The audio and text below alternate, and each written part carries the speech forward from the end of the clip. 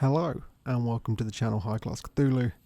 They know you needed help, so they sent me, and I am really cold. Really cold. I've got a M&M blanket on, the sweet, not the wrapper. Both odd, but I feel one is a weirder thing for me to be wearing. We're on Demon Souls Part 2.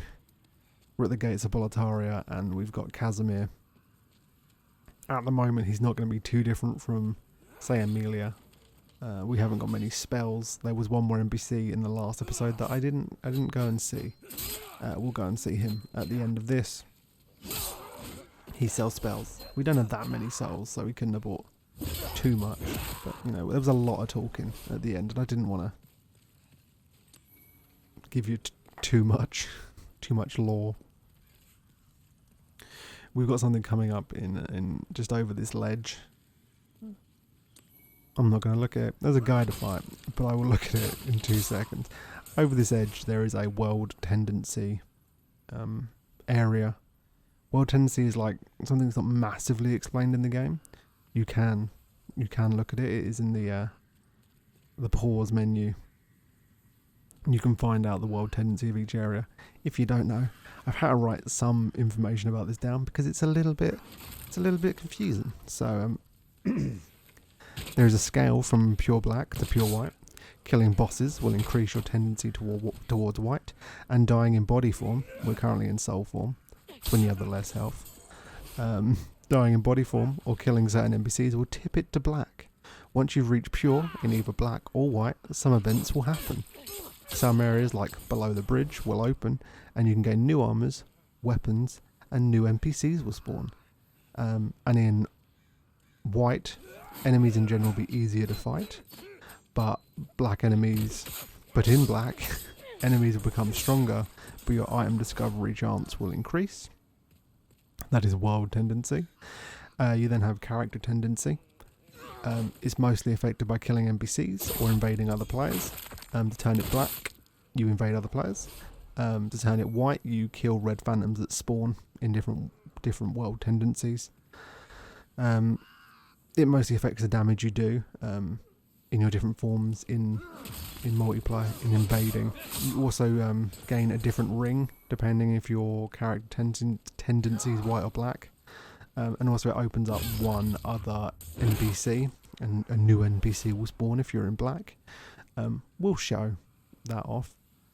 The main rule, and there's a lot of other stuff going on, but you know, I'm just going to talk about tendency for this whole hour-long episode. Be ready. It's not my favourite morality system in the game, because if you want to experience everything, it kind of makes you play it the same way no matter how you want to role play your character. It's way easier to get to black than it is to white. Just killing every main boss through the levels will take the world tendency to white, and getting it down to black just involves you dying in soul in body form. So the best thing to always do, stay in soul form. The end of this episode you will see, and also you'll see it in the Nexus. Also, those two dying, it's great times.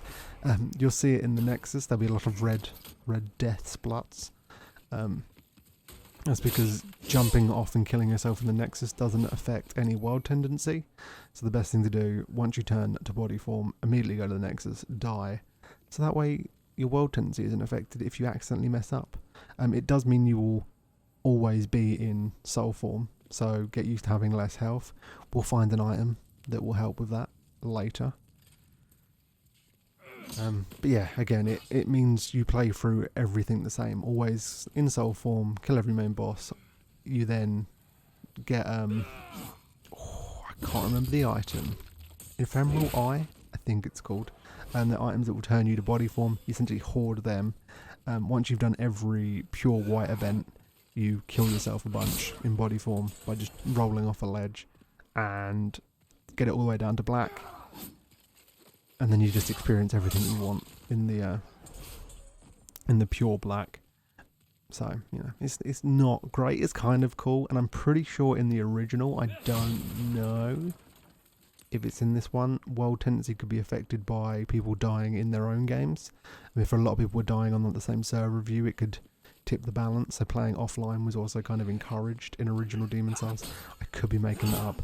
I feel that's correct, but I don't think that system is carried across to here. We will save all world tendency stuff for an episode later. We'll literally do all of it so you can see it all, you know. And for character tendency, it doesn't really affect much unless you're PvPing. It's mostly where it comes, and even the rings you get from the character tendency are all PvP based. So it's not massive. There is again one NPC that will only appear if you are in black character tendency. We'll show all that off. It'll be fun. It's quite a long way away. I just thought I'd say all this now. You know, just to give you, because there's not much else in the nice. I really like the Gates of Boletaria. It's a fun level because you can always feel like you're progressing. When you start on the bridge and you can see the mausoleum and the top of the gates, as you work your way up, it keeps giving you points where you can pop back outside and get a lay of the land and see how much you progressed. I really enjoy that about this level. It's a nice introduction. I don't know how I feel about the fact that you can't actually level up before you come here. The Maiden in Black, a character we will meet later, Stockpile Thomas mentioned her in the last episode. She is the person who levels you up. You cannot even see her until you've done World 1-1, and you can't go to any of the other Archstones and the other worlds until you've done World 1-1, which I don't know why. None of the other levels are massively more difficult. I wish in like maybe New Game Plus you could pick whatever level to start with, but you can't. You just can't, which is a little bit sad. And it's even, here we are, just, you know, you can pop back outside and you can see the mausoleum. You're getting closer. You can look back down and you can see the bridge you came from. It's just a nice little thing. But yeah, there's already a system in place that restricts you from travelling too far in certain stages without beating certain other bosses. So they could have just done that in the other worlds until you at least beat one of them. I don't know. Just a bit annoying. As for some of the NPCs, I was speaking of Stockpile Thomas. In the Nexus, there are the two main ones, Stockpile Thomas, who is a very sweet man. We'll find out a little bit more about him. Unlike other later Souls games, some of the NPCs don't really have a story. Stockpile Thomas has like one item you can give him, and he kind of ends there. You get an item from him. There's the blacksmith. He mentions another blacksmith. I'm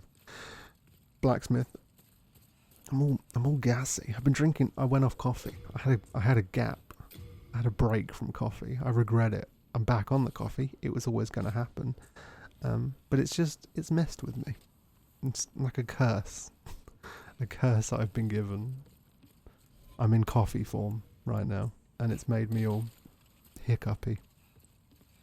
The blacksmith, he mentioned another blacksmith. Pretty sure it's his brother. Oh, my tongue just... He has a little... If you look at his skin, he's a bit lizardy. And I think he's being like infected by a weird curse from Stonefang. Not really much story you can get from him. The woman who said Umbasa, if you have high enough faith, you can buy some early faith spells. Have I just made that up? I think I've made that up. I don't think you can. She just gives you some little bit of lore. There's another NPC later on that we can get faith spells from. I'm pretty sure. Yes. Let's say that. And as for in the Nexus, there's no other really person there. We will meet another NPC later on in this stage.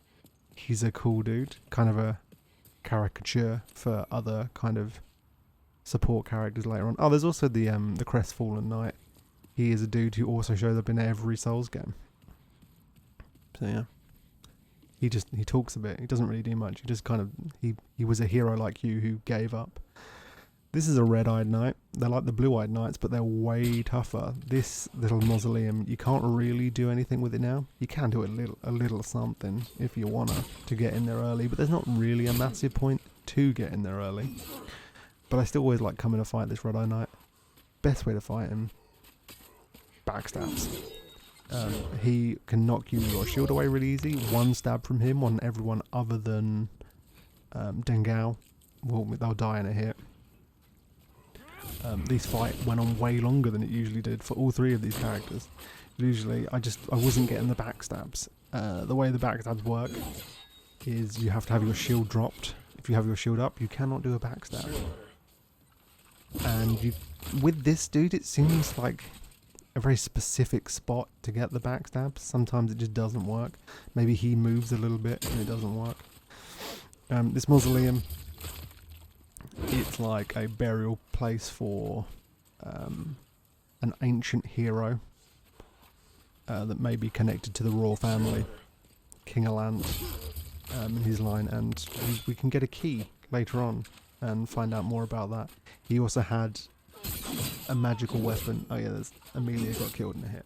So yeah, just accept that you're going to die. You don't actually, again, don't have to fight this dude. He doesn't even drop anything great. What was I saying before that death? And there's Casimir. He died as well. Yeah, there's an ancient weapon called Demon Brand and Soul Brand, and when it comes together, it gets called something else. Oh my god, I am the worst at this. Oh, he got some full moon grass. What a great reason to die.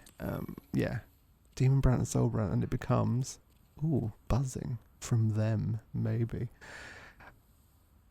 I don't remember what the weapon called. Anyway, it becomes a super powerful weapon. You need to do New Game Plus and get quite far into New Game Plus to make it into its super powerful weapon. New Game Pluses on Souls games aren't really for me. I've never really done them. I'd always rather start a new character and kind of roleplay that new character than I would just play the same character again. And it gets like so. I get the little thrill from leveling up and plotting how my character's gonna evolve. After New Game Plus, when it takes so long to get those levels, I just don't enjoy it. It's never been a thing. And other than say, God, right in my throat. Other than Dark Souls 2, none of the games really add anything in the New Game Pluses. And then even Dark Souls 2 allows you to experience the New Game Plus stuff in the main first playthrough, so who knows. This is just like a little way to get a crossbow that's not great and get a vengeance on this guy who's throwing bombs. And I'm doing no damage. It's like ridiculous. I cannot wait to get some new weapons. Speaking of weapons, we will be trying out quite a few. I'll be trying to get quite a few of like the boss weapons from using their souls. We'll need the second blacksmith for that. I'll try and get quite a few and show them off. Problem with trying to show off too many weapons is you have to kind of commit to a weapon if you want it as strong as possible. There is a lot of grinding in this game compared... no, there's a lot in other Souls. But like some item drop rates are really... Oh, by the way, these guys. Come on, dude. I guess they're like a tutorial to show off what fire does, but it's great. It's great up. There is quite a bit of grinding, and I do a lot of grinding off screen. I will show you some of the things, like to get the blade stone to level up Dex weapons. Is the blade stone the highest version of that? There's like an enemy or two that will drop it, and the drop rate is so low. So you just have to grind out if you want to get some weapons up. So that's why I won't be getting tons of weapon up. You can essentially if you got the time. These two chains, knock them down. One gets you some armor, one gets you something for Stockpile Thomas. You know, fine. So yeah, I will find some weapons that I really like and I will level them up. But I will still make some of the boss weapons and some of the boss spells. I won't show them all off, I'll just show you they're there. Another thing about this is, unlike other Souls games, if you throw an item you don't take a step forward, so you've never got that fear of accidentally stepping off an edge. It's just good to know. Why did I roll? Everyone starts using flame weapons here. For a pretty good reason. The boss of this area is weak to flame. So I don't know if these were soldiers that were attacking the demon before they were like destroyed. No. Anyway, the most important item in the game, the Cling Ring. What it does is it increases your overall health while in soul form, so you don't, you know, you don't lose as much health while in soul form. And as we're doing world tendency stuff, you're always going to be in soul form. So, you know. I will try and do this and show you item descriptions. The old ragged set is kind of a witch set, and only females can wear it. This is also the only Souls game that restricts some items' clothing to gender. You know, just a fun fact. I will try and show off some some item descriptions. With all Souls games, one of the best ways, I feel it's a bit less with here. I mostly contain like lore and sometimes very little lore. It's only in later games that they really double down on them being maybe even like story required, like some keys that you won't know what they do unless you look them up. Anyway, I'm just showing off the Cling Ring. Mysterious ring shaped like an eye reduces the... Okay, I cut away too quick. I will try and show off maybe major item descriptions, but that'll be more of a later Souls game thing. Again, it's mostly that's little useful info versus later on where very important. We've got a very important guy here. He's just hanging out. There are a few ways to get to him.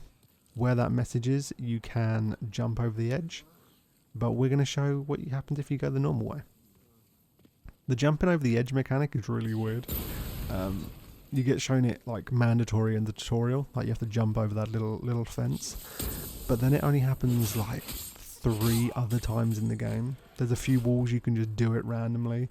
There's that one spot there, and I think there's like one other secret area you can get at like the end of main Boletaria world. Boletaria world, I don't know.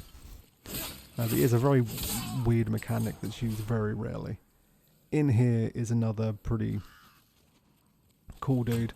One thing to learn about Souls games, if you're destroying stuff, roll through it. Don't hit, because you may hit an NPC and it will start a fight. Good day to you. Care to look over my wares?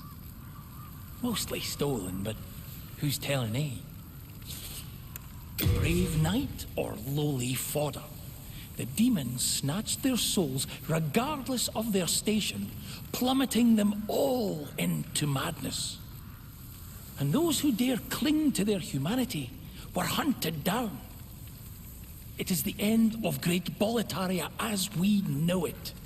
But hell, at least the demons don't send us to our deaths in battle. There's this skinny fellow, clad in the most lavish armor, who's always mumbling about some mission. He's another one who's managed to stay sane, like yourself. Probably some pampered little lordling by the looks of his attire. I'd give an arm just for the buttons off his shirt. And this is the Dregling merchant. He mentions some cool things about that dude who's stuck. Kind of cool. Get some information by him. Also tells us that Boletaria has like essentially slave soldiers, the Dreglings that they send into battle. He also does sell quite a few good items that aren't, while massively useful, they can be upgraded into boss weapons. So, and he shows up in like every stage of main Boletaria. So we'll see him quite a few times. Amelia is going to jump over because next to the dude is also a ring, the Thief's Ring, that reduces your, like, enemies being able to discover you. Like, I don't know, your noise, I guess. It's pretty useful, but we're going to speak to this guy. That was a bold leap. A surprise indeed. Well, now that you are here, pray thee, fend off these Dreglings. We can do that. There's many ways you can do this. She's got a bow and arrow, so she can do that. Or you can throw bombs at them because there are explosive barrels. He also has different dialogue for whether you fall in from there or if you come through the secret path and like bump into him. I'll show you that with Dengal. Also, I don't know why he's throwing bombs. You can also kick this dude down there, so he has to fight him himself. You know, he won't come and help you though. It's rude.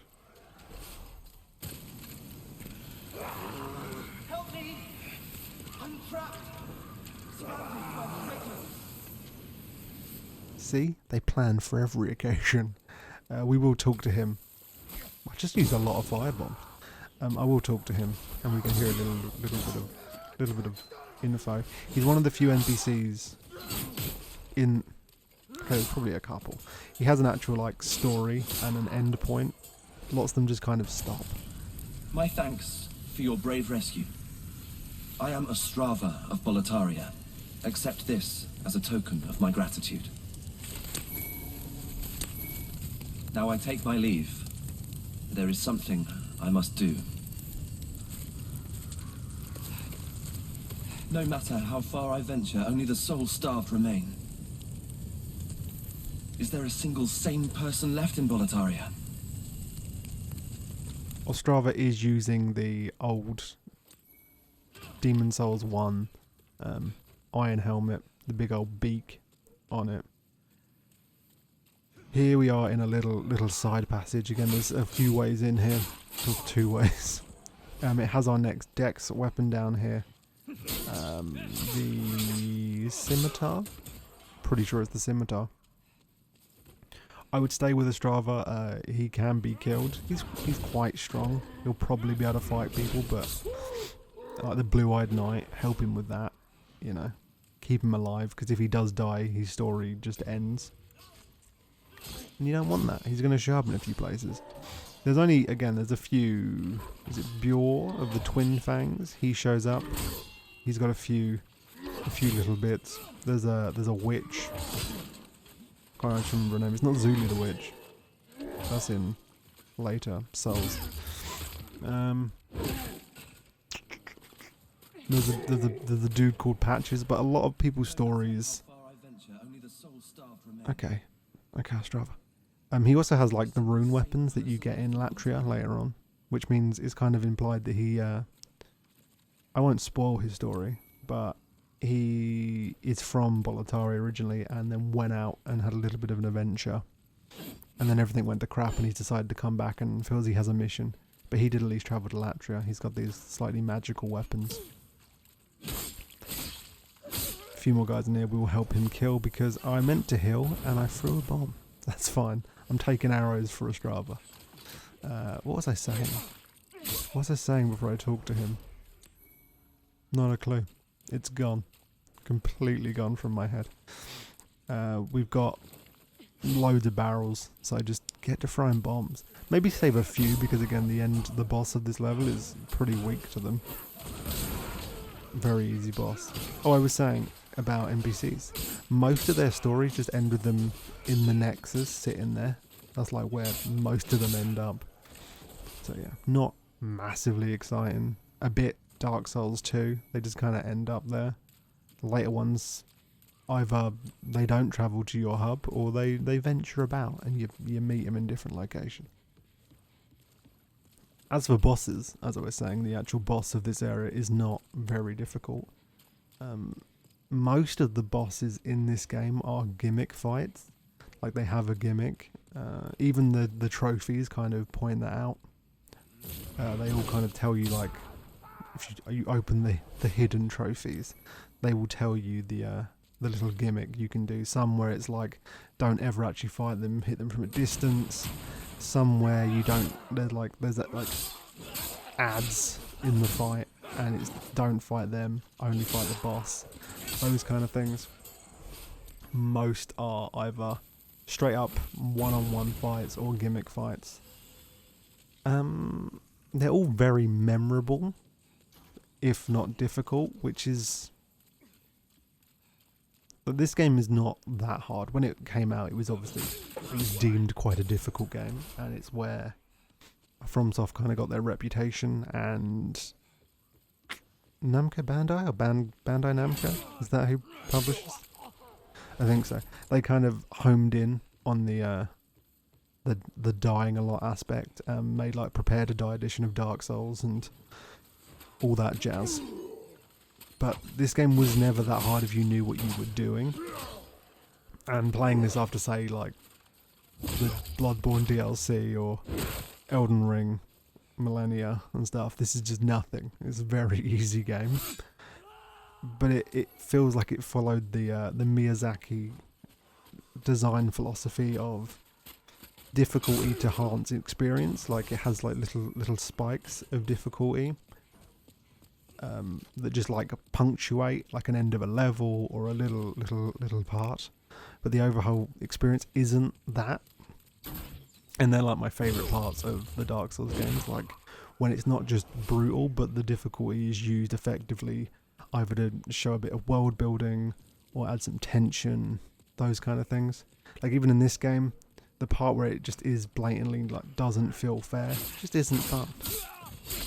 We'll get to them. Like the Analondo like archers, a difficulty spike, but also I kind of really like that difficulty spike. We're just going backwards through here so all the other people can meet the Dregling merchant. I really like say the Austenas. The whole of Analondo I really like in Dark Souls 1. It feels like you've actually achieved something. You got past the archers, you got through the hall, you weaved your way through like the elite guard, and then you got these two other huge ass dudes, and it feels like you've done something. It didn't feel like difficult just for the sake of it, you know. And there's like even like again bosses in this aren't that difficult. They either are they're more memorable. There's very few where they punctuate the end of a long story chain with something massively difficult. It's usually something memorable. Yeah. We'll get to man-eaters later, and they suck. They aren't good, but they're not like... They're not fun. They're not a fun fight. We're not listening to it again. Don't worry about it. They're not a fun fight, but the fight after that, the old monk, is a really unique and memorable fight. And that's how they punctuate each of these levels with something memorable versus difficult. So I don't know if I feel like FromSoft went into the whole difficulty thing, but the moments they remember that difficulty is there for effect is great. So I'm just showing here, trying to fight all these guys is pointless, but behind you is a bunch of balls. This also is another part of the Gates of Boletaria I really like. Looking out over there, you can also see the rest of all of Boletaria, like the stretch up to the main city. There's these balls. The balls are great. I love them. This is good. We'll see a dragon. Those dragons we'll get to in a minute. They kind of suck. But yeah, the Gates of Boletaria, not only do you see your like progress as you made your way up the tower, you also could see forward progress and where you're going to be going. I really enjoy that. Also, it's got some of the best shortcuts. Another design thing that I really love and they really do well in Dark Souls is the game looping around in itself, and just, I guess because this is a wall with like towers that you can go up and down, it's very easy to make those shortcuts, so you always get those moments. Very good. There's some levels later on where there are no moments, there is no shortcuts, and it's the worst part of the game. Out of like the tiers of... Also, I just love this room. This is also in the opening cutscene. They fight some skeletons in here. Just any decrepit overgrowth room, I just kind of love. We will actually be a guide again in a minute and not just have my thoughts on the Soul series. Because out here we got some dragons. And we got to deal with... We want the items under the dragons. Pretty much. That's what we need. Look at them. Terrifying. I will not be killing these two dragons the whole game, by the way. You can, you just don't need to, and it's a waste of your time. Why are you doing that to yourself? Anyway. On like the tiers of Souls games that I love, Demon Souls was the second. Like, I had seen, I'm pretty sure it was Epic Name Bros videos on Demon Souls, but didn't really know who he was or click what Demon Souls was. I just saw a video. And kind of ignored it. And then Dark Souls came out, and I fell in... No, I didn't. I kind of didn't like it. And it was only when some of my friends started playing it that I got back into it, and it became almost like a community support thing where we were all helping each other through it. And then I fell in love with that. And then I just played. And then I went back to Demon Souls. And it's definitely a game I really enjoy. There are some parts that aren't as fulfilling and aren't as memorable to me. It's the worst swamp. Not a great swamp. Not an in-depth enough swamp. for my liking. But I do think this game is important to like see the progression of the Souls game, and I would recommend it. And again, there's not that many PS5 exclusives. So there's this bridge. If you go on it and fight, the dragon will show up. I'm trying to be all thingy so the dragon comes, and it'll burn everyone. But what that also means is that red dragon is not over with the blue dragon. Which you may go, why is that important? Because while that dragon's doing that, you can do this and run over here. Why am I naked? I feel like it makes me run faster. Not sure if it does. But there is still a problem with this. That dragon's tail will still kill you. What's meant to happen is you ducking to pick up an item will be remove your hitbox or make you lower your hitbox. It doesn't always work. So I tried it again. With Casimir. No, it isn't. It's Dengao. All men look the same, topless. Oh, also, yeah, we'll talk about this mechanic in a little while. We want to get all these. It's lots of like flame resistant stuff. It's pretty good. I tried to get this one first, thinking it might be better, but no, it just done you in. So yeah, you want to run to the bridge, get the red dragon to breathe fire, run back over here so you can get stuff. And then hope you can get everything. It's a bit annoying to die here because I haven't opened up any other real shortcuts. There's the cling ring shortcut, but that's still quite a ways back. This is what's meant to happen. I don't know why that worked for Casimir, but not anyone else. No clue. Anyway, yeah, that whole item exceeding weight thing. Unlike other Souls games. I'm trying to think, is it any? Yeah, it's not in any other Souls game. Not only do you have like an equipment load where it depends how heavy you roll versus how much weight your armor is. There's also a weight to your inventory, which is why Stockpile Thomas exists. In original Demon Souls, what would happen is you could only put stuff in there by like you could talk to Stockpile Thomas and put in your items, but you could only do that when you were in the Nexus. So if you were running through a level and you didn't have enough room, it would just say, you've exceeded your weight, you can't pick this up, which would kind of suck. But in the remake, it just automatically sends everything to Stockpile Thomas, so you can still grab everything. You know, it's better now. Anyway, we're opening a gate. It's pretty cool. We open the gate of Boletaria. I also love the idea that the boss is about to throw away its main weapon. It's kind of pretty great.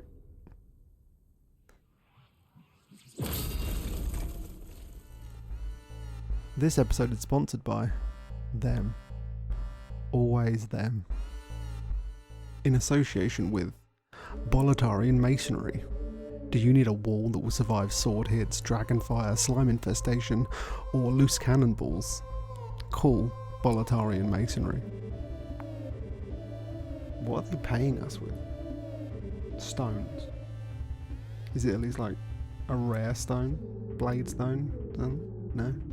Okay.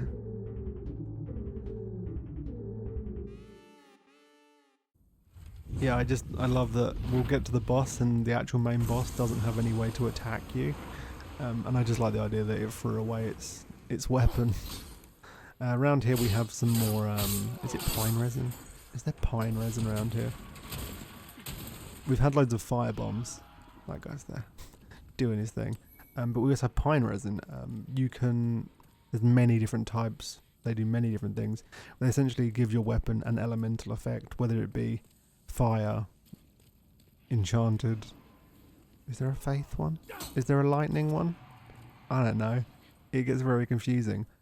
You can upgrade your weapons just to have those effects on permanently, but sometimes there are enemies that aren't weak to certain ones, so turning your main weapon into an elemental effect weapon isn't always the smartest because you'll pretty much be at a disadvantage. So having these things you can coat your weapon with, pretty useful.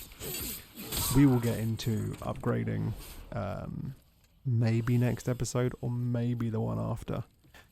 I don't know, but there's a lot. There's a lot. Too much. Anyway, we got a new enemy.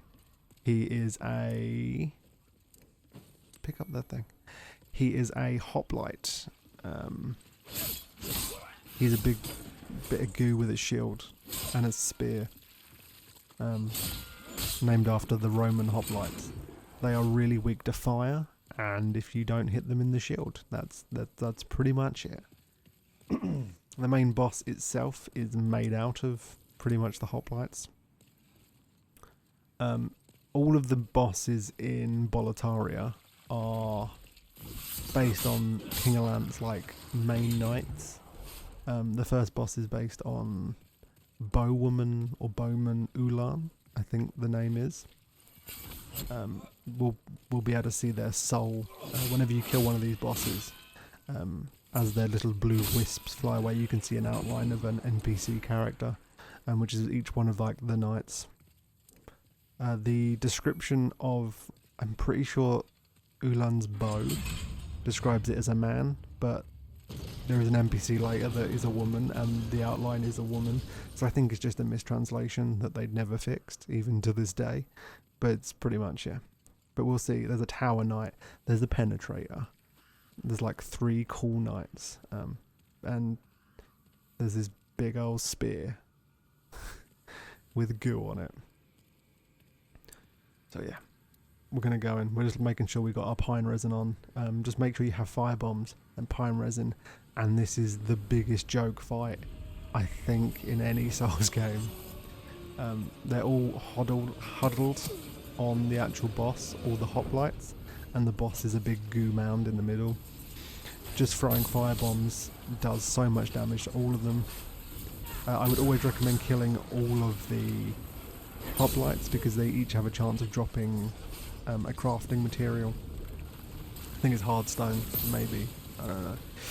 But yeah, just make sure they're all dead. When you run out of fire bombs, if you're a wizard, as Casimir is, you can just shoot fire at them, or you can just put pine resin on your weapon and run behind them. They're really, really weak. I don't know if I said. I don't think I did. I skipped the character customization because you didn't need to see me making them. But Casimir isn't a royal or royalty, that class, which is probably the best class to pick because it starts with the royal headband that I'm pretty sure increases magic restoration, or is it just your magic overall? One of them. It's just, and it starts with better spells, but I'm role playing a character, so he's a magician, so he's the magician class. It's weirdly the not as good class, but yeah, once you kill the hoplites, that's the boss, and it actually has no attacks, which is why I like the idea that it did just throw away its giant spear and has now left itself completely screwed. But it doesn't do anything. You can wait forever and it doesn't do anything. So we're now just going to beat this sad blob to death. Phalanx. just gonna kill it. It's really sad.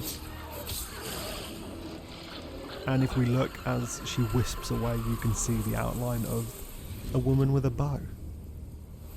Oh, look at that. Cool as hell. As always, we now turn to a body form, so just don't accidentally go and do a next level without killing yourself, because again, we don't want to mess up world tendency. You'll hardly ever see any of my characters in body form. Look how cool they look as real people. You won't see that often. We have a lot of talking coming up. Not only are we introducing the Monumental, who we'll meet, who is the little child voice that was in the opening cutscene, and we'll get into more about him. We'll also have the Maiden in Black and the ability to level up, and the Wizard Trainer, and there's just a lot. There's a lot coming up, so you won't hear from me for a while again. It's gonna be a pattern. We'll make sure we get all the NPC and lore stuff up at the end, so you know. I'll just be here, drinking coffee, in my coffee form. See you in a bit.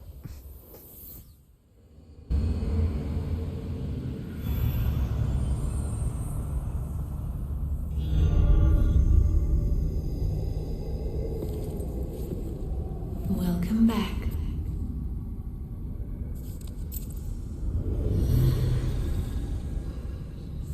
The monumental awaits the above.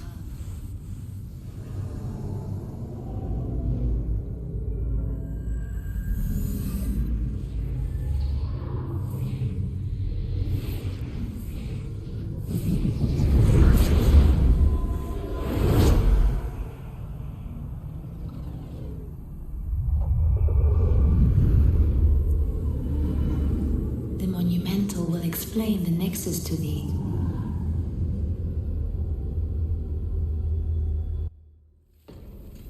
So there is a lot to do with the Maiden in Black, which I don't have a lot of time. The monumental awaits the above. The monumental will explain the Nexus to thee. I won't really have time to get into it. Essentially, she's also a demon. She's got a nexual binding. She was trapped in here at some point. She can talk to the old god, and there's a lot to her, so we'll talk about her next time, because, you know, we're about to get a lot of other information. There is also this little room that shows you like the stats of like the most 3 recent characters you played. It's pretty cool. Don't know really the point, but you know. And also, if you travel all the way up to the top, we'll see that there's more multiplayer stuff. Yeah, we'll see that. But yeah, we're just gonna look at Dangal. Look how cool he looks. What a hero. And now we're gonna head up. The monumental is a little bit hidden. You come up here and there's a bunch of dead kids, and you just gotta find the one with a lit candle, the last of the monumentals, and he is gonna talk for a while. So again, go to coffee form. We have long awaited you, slayer of demons. I am one of the monumentals. We preserve the fabric of reality. There is a tale I wish to tell you. Once, we too a scourge of demons faced.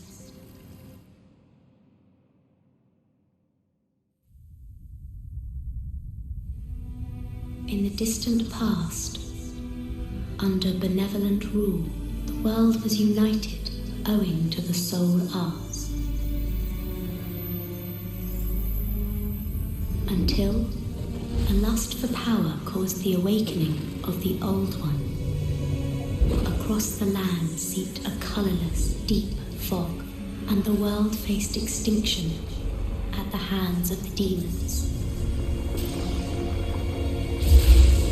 Thanks be, we were able to lull the Old One back to its slumber, yet only after the loss of innumerable souls, and most of the world lost, erased by the fog. In order to mend the fabric of what lands still remained, we entrusted 6 leaders with 6 precious archstones, one to the king of a small yet industrious land, one to the king of the burrowers underground, one to the wise queen of the great ivory tower, one to the chieftain of lost and ill-fortuned souls, one to the shaman of the tempest-worshipping shadowmen, and the last to the great giants of the northern lands. The archstones were placed in the fringelands that survived. We contained the Old One here below the Nexus, and prohibited the soul arts. Finally, we became monumentals, half-living sentinels of the fabric of reality. Alas, the other monumentals have perished, and only I remain.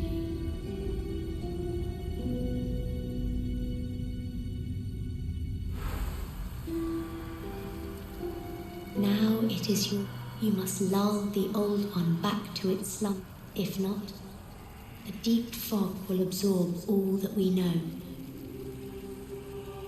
Have you the strength to bear this burden? Yes, We are fortunate indeed to have you. Now, go forth and destroy every last demon. The Old One, without demons to feed its souls, will a new servant seek and lure you to its bosom.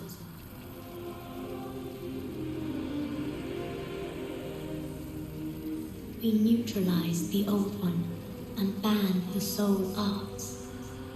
Then we spread the archstones, and in order to mend reality, monumentals we became. However, man's memory of history is ever short, and before long he repeated his mistakes. The monumentals perished, and the archstones were long forgotten. And the short-sighted King Alant once again roused the Old One. Or don't they seem like great people, the Monumentals? There's no way they're secretly kind of messed up themselves. Maybe let's see what happens if we say no. If you do say no, you can't get the friend ring later on if you're a white character tendency, but you know. Let's see what happens. Now it is your turn. You must lull the Old One back to its slumber and seal it away for all eternity. If not, the deep fog will absorb all that we know. Have you the strength to bear this burden? Yes, I see. That is unfortunate. You should know that you will be imprisoned in the Nexus forever. Just like the poor candle maiden.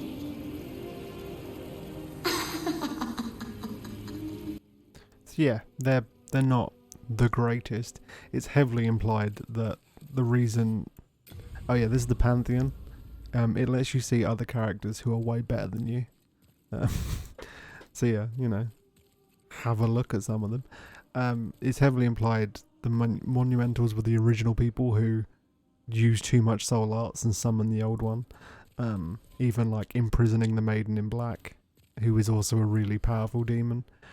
They then sealed it away, but then kind of kept their own power as the Monumentals, as like super powerful, like immortal beings. And banned the soul arts from the world.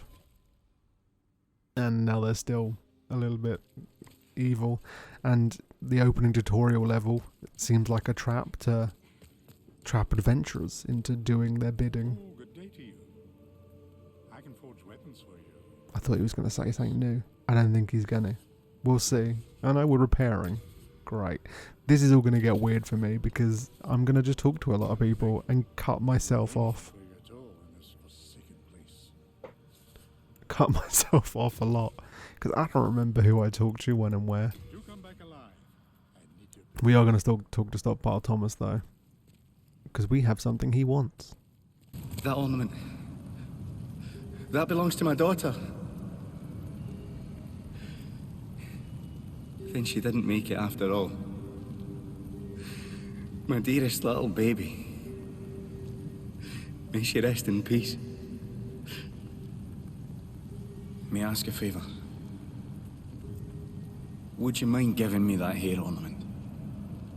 I'd like to have it in memory of my daughter. You're a saint. Thank you. Thank you so much. I mustn't forget. It's not much, but please accept this as thanks. I found it discarded on the main road. It might look ordinary, but it seems to possess a strange power. Anyway, I feel that you should have it. It will be happier in your hands. I don't care if you're playing an evil character, give him the ornament. Why would you just give him the ornament, be a nice person for a minute, and just be nice to this sad, kind man? Okay. We're gonna always dump off stuff again because there is an equipment burden, an item burden, so it's better just to drop off stuff and drop off like boss souls because I don't want to accidentally use them when I could turn them into a weapon. But yeah, drop off everything you don't need, so you can pick stuff up in the level because we gather a lot of stuff. I don't need these giant shields or these crossbows or these wooden bolts. After this, we are going to go and see the magic guy because he's got some good info. You have a heart of gold. Don't let them take it from you. He's a great guy. The magic guy is opposite to the faith woman. They don't get along, which is dumb. Are you here to face the demons? If so, please free Sage Frake the Visionary from his cell in Latria. I will help you, however I can. I can teach you elementary spells. Sage Frake is a gleaming hope for humankind, but I have not the power to save him alone. Master Frake is a great man who has systemized the magic of the soul arts to make it possible for human imitation. By observing the state of Boletaria and the demons within it, he is likely to pave the way for greater things. All the more reason that I must meet Master Frake as soon as possible. I think that's everything. We'll see Master Frake. He also sells the spells. I don't know what. I think we might get Soul Arrow. That might be all we'll get. I do like this little video showing off what each spell does. Some are cheap. The better ones come from boss souls, but we also need Frake for that. So we also don't have much magic memory, but we're getting rid of Water Veil because I never use it. Be careful how you use it. Normally, it would not be granted to one such as yourself. I had to make an exception for the sake of Sage Frake. I think that's because I have a lower intelligence. A higher intelligence is not rude. He also, if you don't buy anything from him, he is even more rude to you. Just a bit of a bad guy. I see. Suit yourself. Just ensure that you rescue Sage Frake as quickly as possible. I also said like the faith people and the magic people have like a beef, which we'll find out later on is dumb because they may worship the same dude. I don't know. Have you met the last surviving monumental? Those fools revived the old one on a whim. And now they've trapped us here in the Nexus in a desperate attempt to undo their mistake. It's all a travesty, if you ask me. Brave soul, for whom death is no fear. Prithee, lull the old one back to its ancient slumber.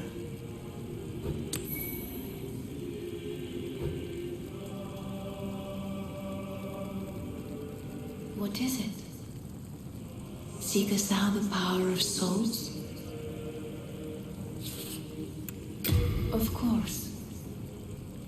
After all, thou requirest strength.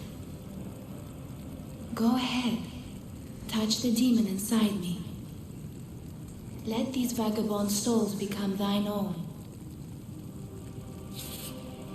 For myself, I am only here to tend to each flame.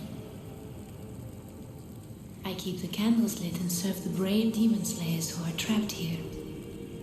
So yep, that's the Maiden in Black. We're now going to level up. Every episode I will show you when I level up.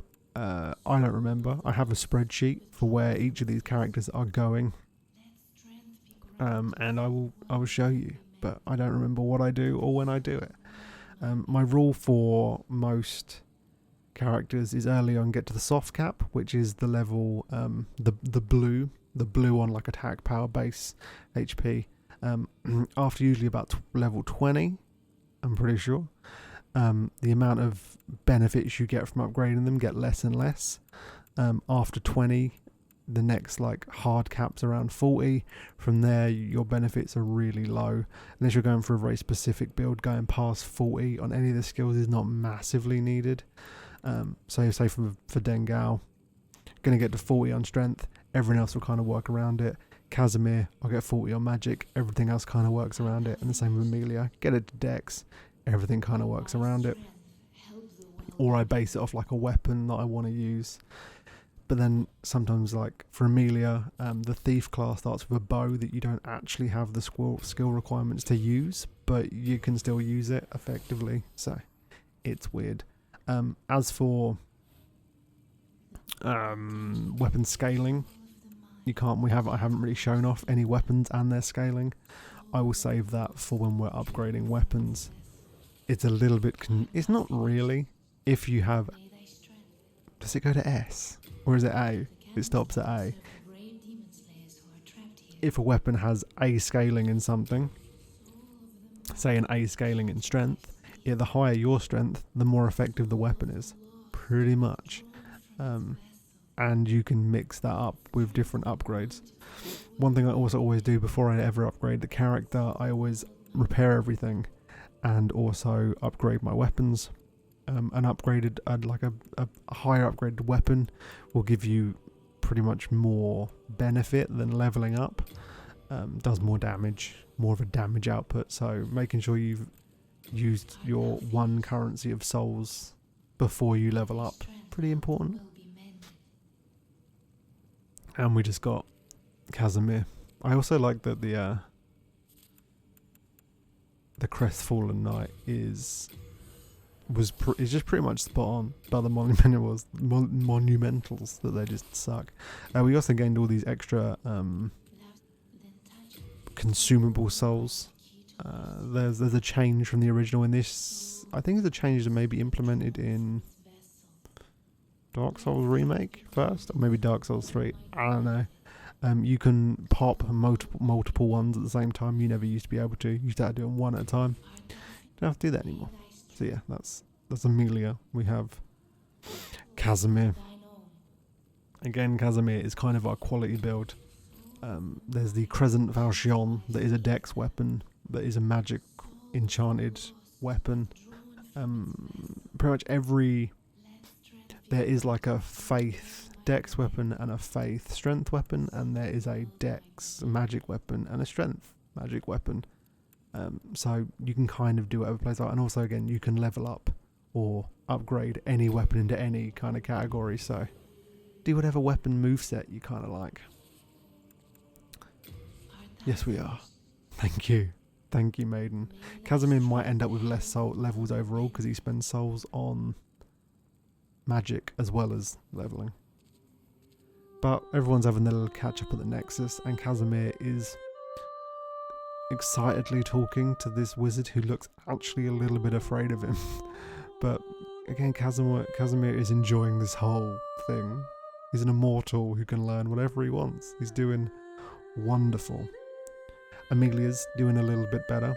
There's a lady here she can now talk to or just chill with, you know. She's just relaxing.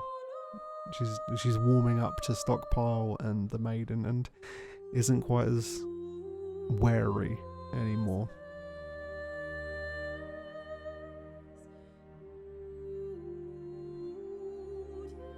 As for Dengao, he is being a little bit withdrawn. He's not enjoying this at all. He's having a bad time and is not dealing with it well at all. He just wanted to be a hero, and he's not doing good. This little thing over here, I might as well show it off. It allows you to change your facial features if you give it an amount of souls. I'm pretty sure that amount goes up as time goes on. It also allows you to put into like the mirrored mode. I can't remember what it's called, but there's these coins that open a magical, like a door to get a set of armor. You have to go into this like mirrored world to do it. It's weird. Each of the art stones, Covetous King is Boletaria. We got the Digger King, which is Stonefang. Lots of dwarves mining. It's where we're going next. I now have to remember what all these locations are called. We have Latria, which is, I I can't actually read that. The Tower Queen. Is that what it says? I'm quite far away from the screen. It's Latria. It's where all magic is researched and the royalty live. This was the land of the giants. It was never finished in the original game, and I'm really sad they didn't finish it in the remake. You can see online cut content of different weapon enemies and locations, but it wasn't finished in game. It just was taken over by evil and destroyed. Land of the Shadow Men. It is Storm Coast. Same one from last episode. I completely forgot. Don't like it very much. It's fine. And then we got the Chieftain. It's the swamp. It's the Souls game swamp. I kind of like it. So yeah, that's everything. We've got one more thing to do before we leave, and it is to do this. Again, we do not want these to be in body form, so all just jumping off. There we go. That's all we needed to do. Always remember it, guys, to jump to your doom. Now Casimir is off to the Digger King, Stonefang, and I am not going to be able to read what this says. A city of miners who maintain the no. It's way too small. I can't read that. Read it yourself. Learn to read. I really like the opening to this level. Like the city in the distance. How dusty it all is. The colour's very different from Boletaria. I just like it. Nice. The sound of clanging. There's a new NPC. There's a crystal lizard over there. I just kind of love this opening. But I don't love those guys. But that is the end of part 2. If you have sat with me for over an hour and listened to me talk, I thank you very much. And I hope you come back to the channel where we'll have other things going on. Again, I may be on Twitch. Who knows? So yeah, thanks for watching, and Umbasa.